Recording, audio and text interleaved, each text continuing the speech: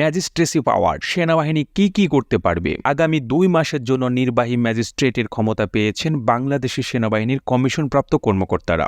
গতকাল মঙ্গলবার রাষ্ট্রপতির আদেশক্রমে জনপ্রশাসন মন্ত্রণালয়ের সিনিয়র সহকারী সচিব জেতুফ্রুট স্বাক্ষরকৃত এক প্রজ্ঞাপনে এই তথ্য জানানো হয়েছে। প্রজ্ঞাপন জারির তারিখ থেকে পরবর্তী 60 দিনের জন্য সেনা কর্মকর্তাদের এই ক্ষমতা দেওয়া হয়েছে। সেনাবাহিনী নির্বাহী ম্যাজিস্ট্রেটের ক্ষমতাপ্রাপ্ত কর্মকর্তারা ফৌজদারি কার্যবিধির 1898 এর 64, 65, 83, 84, 86, 95 এর 2 ধারা, 100, 105, 107, 109, 110, 126, 127, 128, 130, 133 ও 142 ধারার অপরাধগুলো বিবেচনায় নিতে পারবেন বলে প্রজ্ঞাপনে জানানো হয়েছে। তবে ক্ষমতাপ্রাপ্ত নির্বাহী ম্যাজিস্ট্রেটরা সংশ্লিষ্ট জেলা ম্যাজিস্ট্রেট বা জেলা প্রশাসকের তত্ত্বাবধানে দায়িত্ব পালন করবেন। ফৌজদারি কার্যবিধির 64 ধারায় বলা হয়েছে, নির্বাহী বা জুডিশিয়াল ম্যাজিস্ট্রেটের সামনে